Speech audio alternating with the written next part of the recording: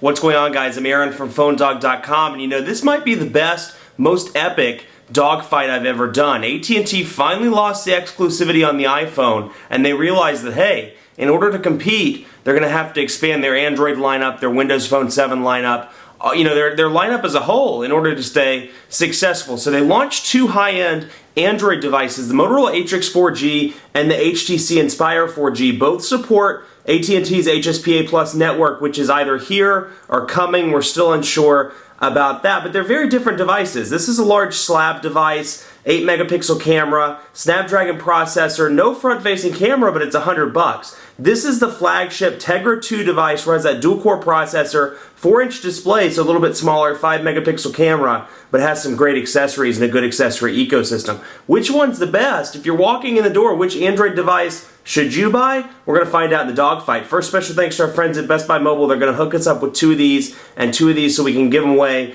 to you in the One Paw Bandit game. So, you know, I walk into Best Buy Mobile, you walk out working. So you get this device, you get this device. They're going to help you set up your stuff, email, web, all of that stuff. Enough of that. Let's get into the dogfight. See which one of these is the best. Motorola Atrix 4G, HTC Inspire 4G. Let's go figure it out. So here they are, two really awesome Android devices on AT&T. It's nice to see that AT&T is finally picking up some Android devices, some Windows Phone 7 devices, something to distinguish them from the iPhone 4. And let's be honest, now that the iPhone's on Verizon, they have to in order to stay competitive. But honestly, you know, it's going to be a dogfight, and I'm going to pick a winner at the end. But I'm going to be honest with you. I think you'd be happy with either one of these devices. They both have issues, they both have pros, they both have cons. But I think no matter which way you go, you'd be happy with both of these. Now, that said, I think there's a very particular demographic that some of these appeal to, and we'll talk a little bit more about that in the video. But let's go through the specs pretty quickly here. 1 gigahertz dual-core NVIDIA Tegra 2 processor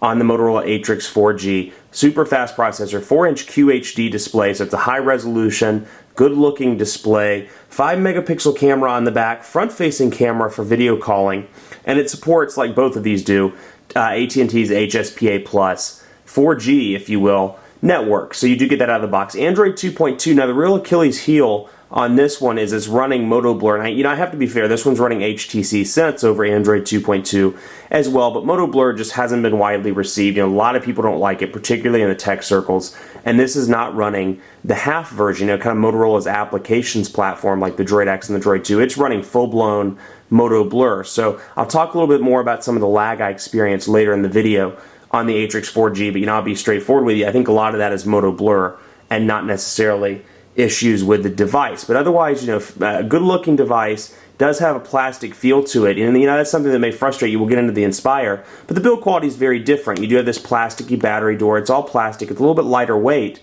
than the Inspire, but you really do notice that it feels a little bit cheaper. It's $199.99 at AT&T, and if you buy the laptop dock with it together, it's $499. The laptop dock is $499 alone if you go back later. So if you want the laptop dock, it'll benefit you to get those both at the time of purchase. Now here's the HTC Inspire 4G. It has a 1 gigahertz Snapdragon processor. It's running Android 2.2 with HTC Sense UI pre-installed. 4.3-inch display, so a nice big display.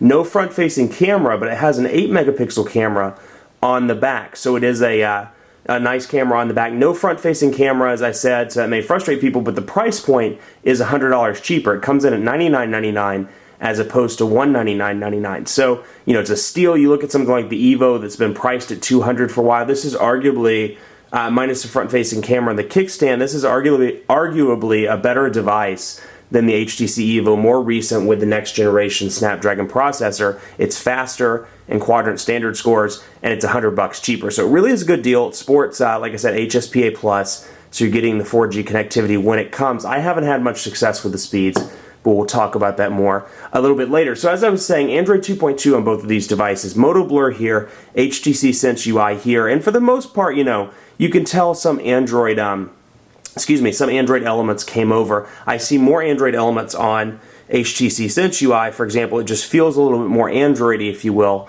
to me. It's very fast, very fluid. They've really done a great job of refining HTC Sense over the past year and a half, as opposed to something like, you remember the HTC Hero. Sense wasn't that great. Sense was very laggy. It's kind of like what MOTOBLUR is right now. It lagged the device down. It made it slow. It was kind of cumbersome, pain in the rear end to use. Sense is just a significantly better are significantly improved as opposed to what it was a year and a half ago. So out of the box, you get AT&T stuff like AT&T Family Map, AT&T Code Scanner, Navigator. You get some pre-installed stuff like Adobe Reader, Blockbuster, and Facebook, things like that. HTC Hub. Now this is interesting because it's the first device in the United States to support HTC Sense version 2.0. So it's not running 1.5 or any of the older versions like the Evo's running. It's running HTC Sense 2.0 out of the box. So you'll notice that the icon here has changed slightly. And you see this personalized menu has changed as well. You have scenes, wallpapers, and skins. A lot of customization options. And the cool part about it, it's a little mini ecosystem HTC is working on because you can go to htcsense.com and you can do a lot of cool things. You can lock your device. You can remotely wipe it. You can ring it or you click to access a ringtone. So wherever it is in the house, if you've lost it in between the couch cushions, you can activate that ringer and find the device. And then you can download new wallpapers, new scenes, new skins.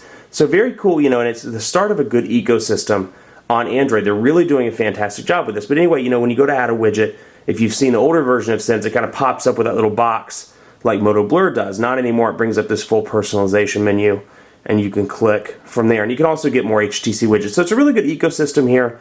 They've done a good job, and we'll talk a little bit more about some of the organizational features a bit later. Now this has MOTOBLUR pre-installed out of the box, and you'll notice that it's a little bit more customized, a little bit more rough around the edges in my opinion, but you'll notice the same pre-installed programs: AT&T Code Scanner, AT&T Family Map, AT&T Navigator, Blockbuster. This one doesn't come with Adobe, but you'll see these little customizations to the icons, like to contacts, slightly to the browser, email, and then you'll see some MOTOBLUR installed programs like Files, Media Share, things like social networking, task manager, phone portal, etc., etc. NFS Shift is pre-installed, My AT&T, WebTop connector for when you put it down in that dock. Now this is a cool, I didn't get one of these with the device, but I have to talk about it. It does have this cool little laptop accessory, if you haven't seen the commercials already, where you slide the device down into the dock, and you can use the laptop as a conduit for the phone. So you pop it down in here, brings up the phone menu, and you can send your text messages from the laptop instead of using the display. So if you're a frequent text messenger, you're a frequent emailer, you can pop it down on the laptop and do all of your work from there as opposed to typing on a 4-inch display. So a cool feature, cool accessories, and they've really done a good job with those the accessory ecosystem so far. They have the laptop dock, they have a multimedia dock, and a lot of other cool accessories, from what I've been told, either coming out or in the pipeline.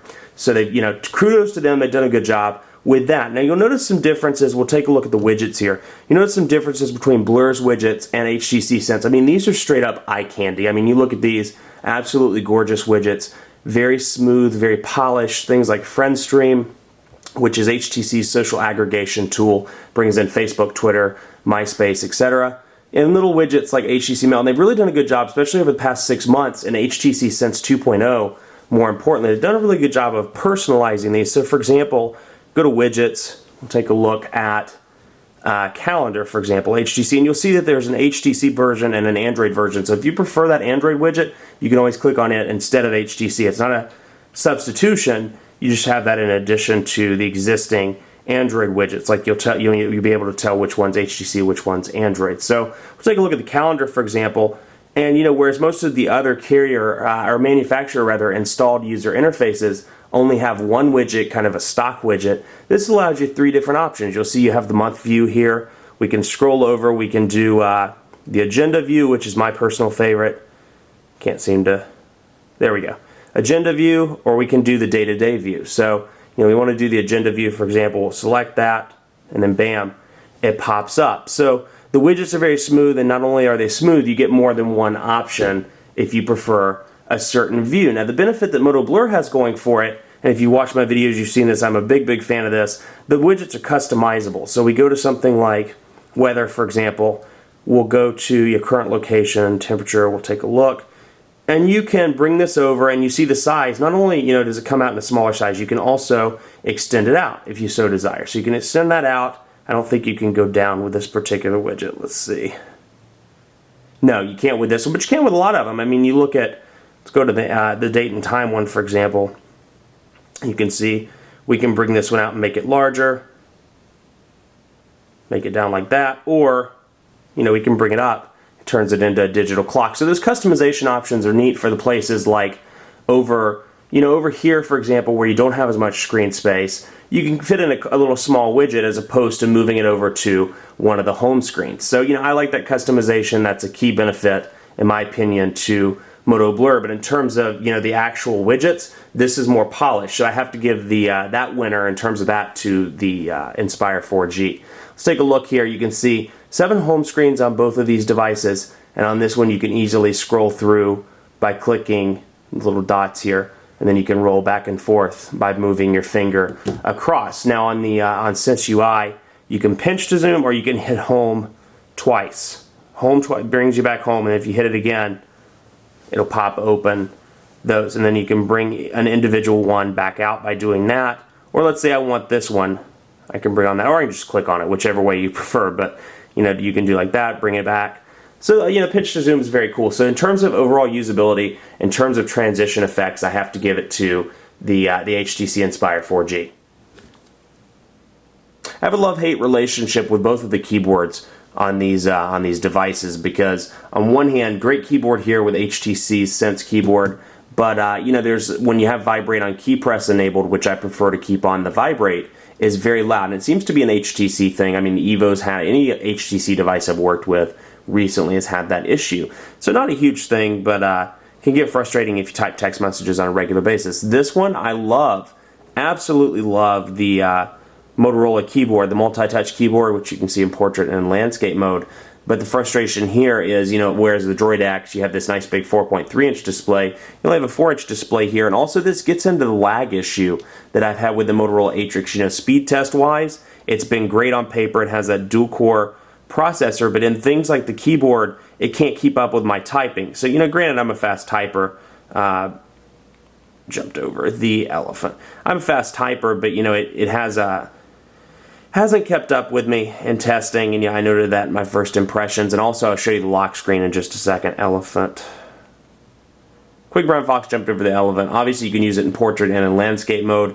And this one comes with, and it's just little things where I'm like, this thing has a Tegra 2 dual-core processor. It shouldn't be this slow. And I think, I attributed that to MOTOBLUR, but still, it's kind of frustrating. Swipe comes pre-installed on this, so if Swipe's your thing, you can use that as well. Now, let's take a look at the Inspire's keyboard. There's only one keyboard on this device, and that's the HTC Sense keyboard. That said, it's an absolutely fantastic keyboard. The keys are a perfect size, but that said, it's a 4.3-inch display, so you have more screen real estate on this one as opposed to the Atrix 4G. So we'll go down here, the large skunk went to the flea market. The large skunk went to the flea market, so you can see, the responsiveness very fast. But I'm sure you heard, even in the camera, you heard that vibrating. It's just loud. I mean, it's a personal frustration. It's not. You can either turn it off, or maybe it doesn't bother you. Here's the landscape mode. You can see the navigation arrows down here, much like the Evo 4G. They kept those, and you can use those. Keyboard here. Lower it, raise it back up. I happen to like the interface of HTC Sense a little bit better. Again, that's personal preference. That's not being factored into the Dogfight, but I like the way it looks. It's a little bit smoother in my opinion. But the keyboard is easier to type on. Now again, that's screen real estate, and you have the smaller screen here, but it just lagged to me. Let's take a look at the lock screens really quickly, just because I want to show you this issue I've been having with the Atrix. And it didn't do it just then, but oftentimes it'll lag like that, where it takes 2 or 3 efforts to get the phone unlocked. Little things like that. When I bring down the notifications bar every now and again, it lags and hangs up. So I'm thinking, again, for a dual-core processor device, it shouldn't be that slow.